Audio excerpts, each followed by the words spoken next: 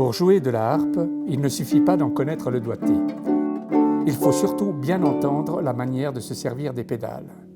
Et c'est précisément ce qui embarrasse la plupart des élèves, qui, exercés presque toujours sur les mêmes tons que parfois ils ne comprennent pas, sont à chaque instant arrêtés par la rencontre d'un dièse, d'un bémol ou d'un bécard, parce qu'ils ignorent en quel ton le changement de telle ou telle pédale peut les conduire.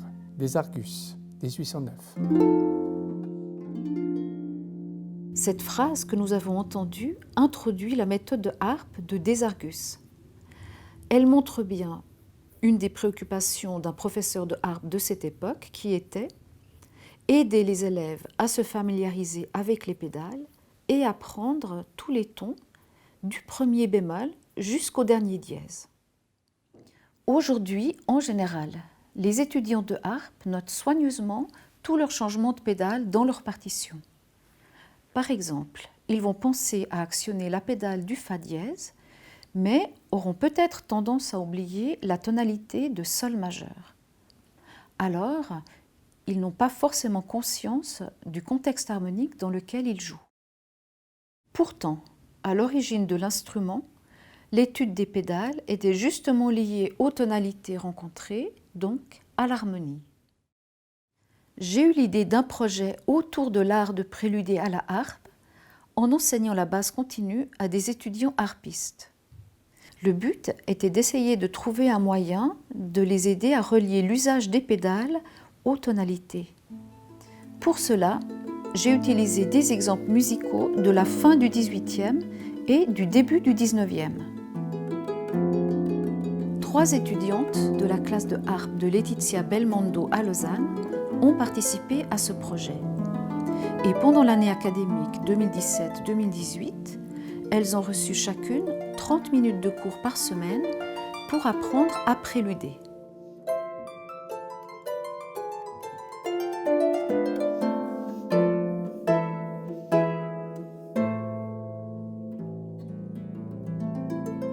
De leur côté, elles se sont engagées à travailler un peu tous les jours.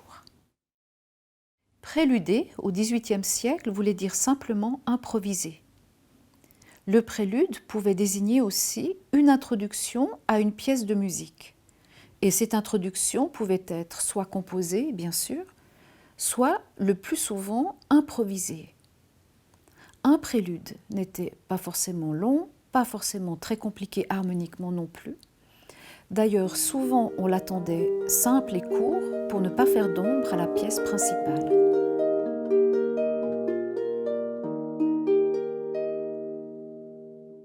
Vous ne connaissez que 2 accords, et déjà, en les arpégeant de différentes manières, vous préludez agréablement. Grétry, 1809. Cette phrase s'applique particulièrement bien à la harpe parce que c'est un instrument idéal pour préluder grâce à ses nuances et à sa résonance. Le fait de préluder était indispensable. On ne jouait pas une pièce de musique avant d'avoir fait auparavant au moins quelques notes ou un simple accord. Avant de jouer un air quelconque, il faut s'habituer à préluder dans le ton de l'air qu'on doit jouer. Des Argus, 1809. Un accompagnateur éclairé ne se dispense jamais de ce genre de prélude lorsqu'il prend sa harpe pour exécuter quelques morceaux, tant pour donner une idée du ton dont il va s'occuper que pour voir si sa harpe est parfaitement d'accord. Auteur anonyme, 1787. Madame de Genlis n'était pas seulement une femme de lettres, mais aussi une grande harpiste. Dans sa méthode de harpe, elle recommande de travailler l'instrument plus de 6 heures par jour pour, je cite, « atteindre la supériorité ». Et dans cette étude, elle inclut une demi-heure à préluder quotidiennement. Pendant notre travail, nous avons appris par cœur des cadences, des suites d'accords et des mélodies.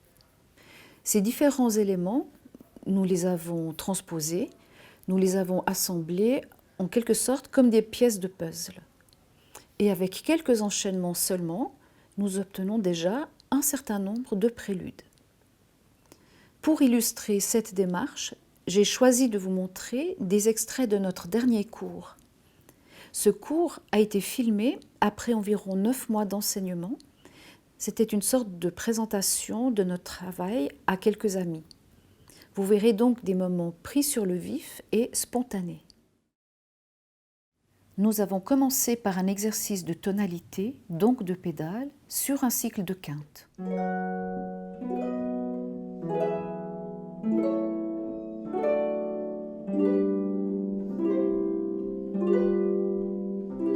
Ce genre d'exercice peut être aussi utilisé pour le travail de la technique des accords.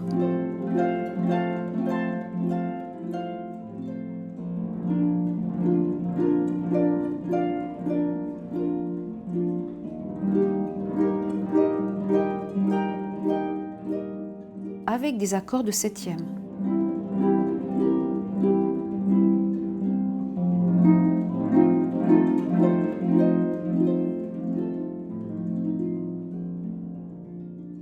Nous avons joué beaucoup de cadences, d'abord à 4 voix, puis avec des doublures qui font sonner la harpe de façon plus riche. Nous avons appliqué des formules d'arpège aux cadences.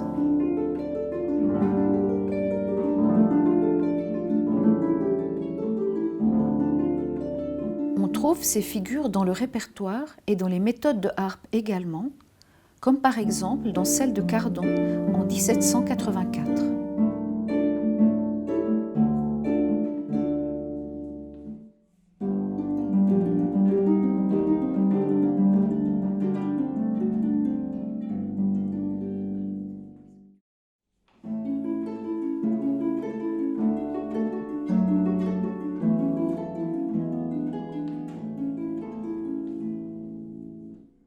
Les étudiantes ont aussi appris des formules harmoniques ou mélodiques qui servent à introduire ou à terminer un prélude. Voici quelques façons de varier la dernière mesure d'un prélude d'après Boxa.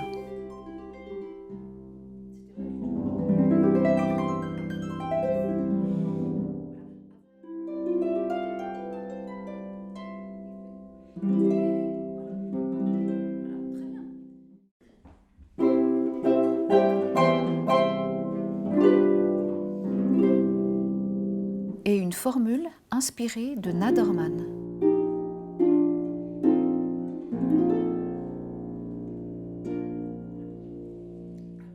Voici une formule pour commencer de Coleman et une autre de Corry.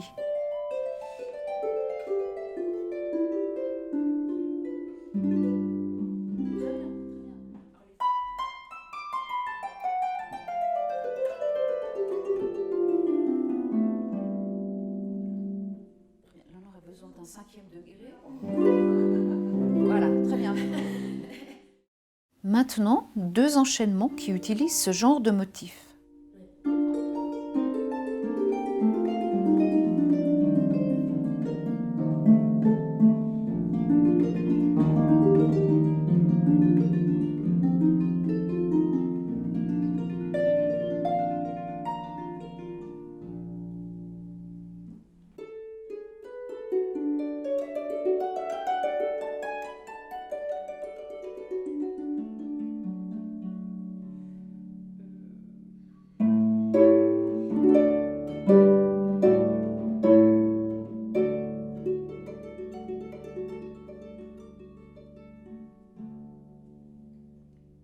Et un autre avec une cadence sur l'accord de quarte et sixte.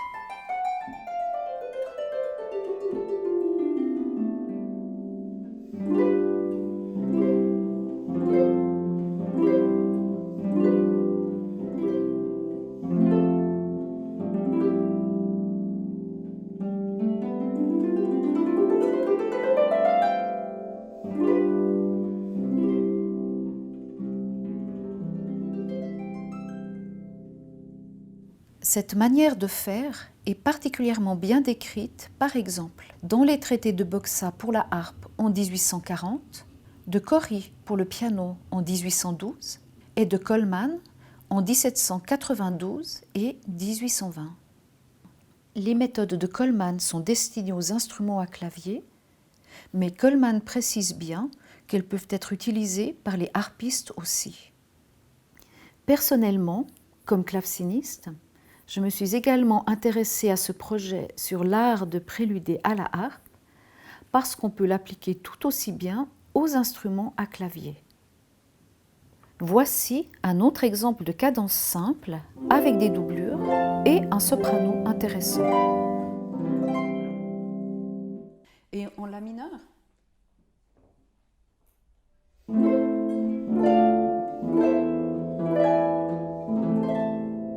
Et en fa majeur.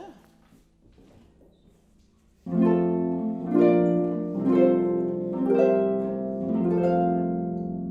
s'arrête là, de toute façon, je pense qu'il peut le faire partout. La même cadence, avec une introduction et une conclusion.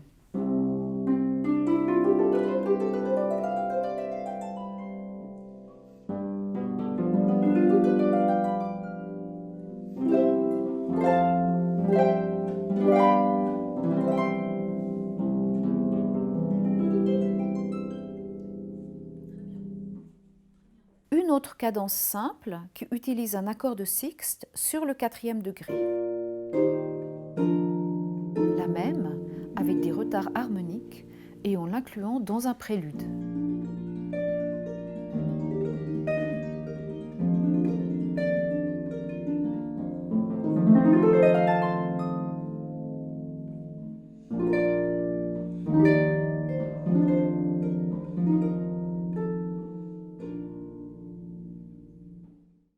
Nous avons abordé d'autres enchaînements qu'on trouve dans un grand nombre de préludes, comme par exemple un début d'harmonisation de gamme à la basse. D'ailleurs, cette suite d'accords est souvent appelée prélude dans les méthodes de harpe. La voici simple d'abord, puis avec des formules de désargus.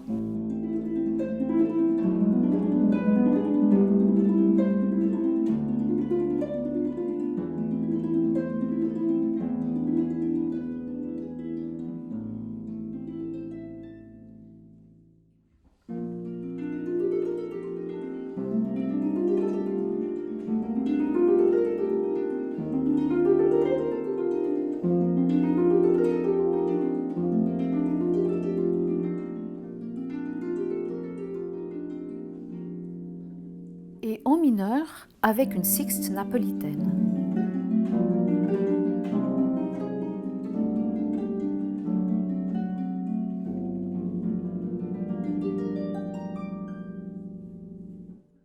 Voici maintenant une suite d'accords très connue.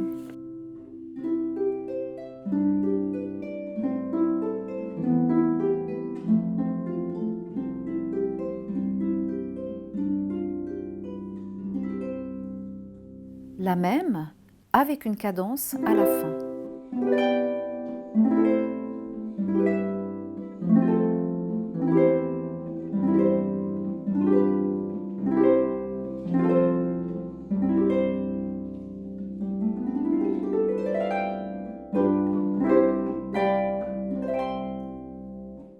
En 1840 paraît le traité de Boksa sur l'art de préluder à la harpe. Vous entendrez maintenant un exercice inspiré de ceux de Boksa pour apprendre les renversements de l'accord de septième de dominante.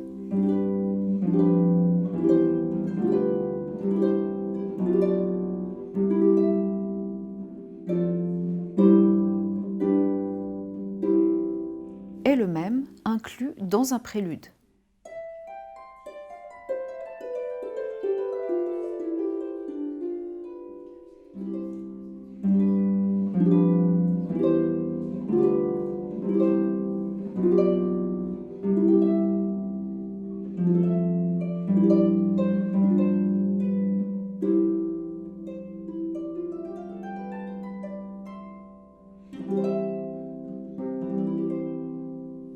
Nous avons varié aussi des préludes déjà composés en les transposant et en les modifiant d'une façon ou d'une autre.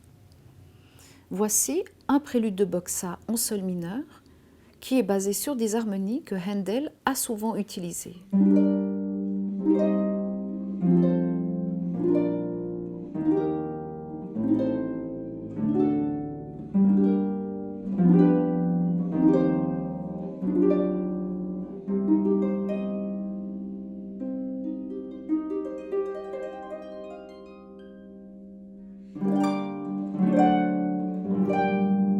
j'ai demandé le même début de prélude, mais en fa mineur et avec une autre fin.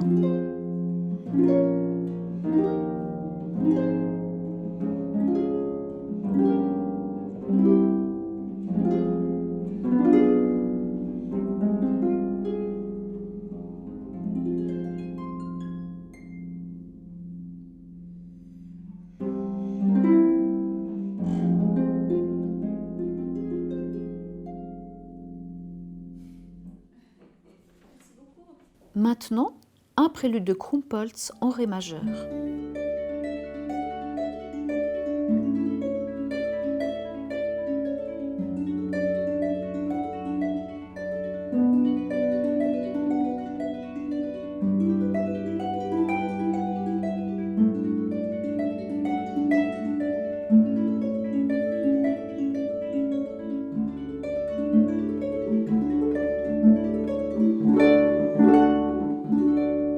Le même en ré mineur et en modifiant un peu la formule à la main droite.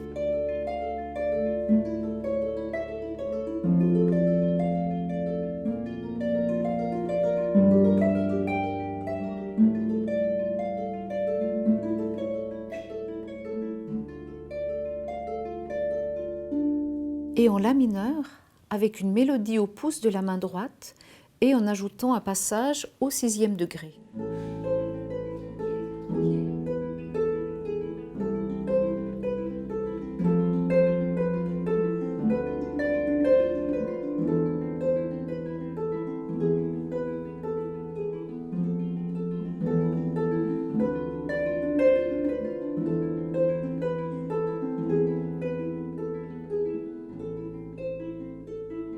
Enfin, le même prélude en ré majeur avec quelques retards harmoniques.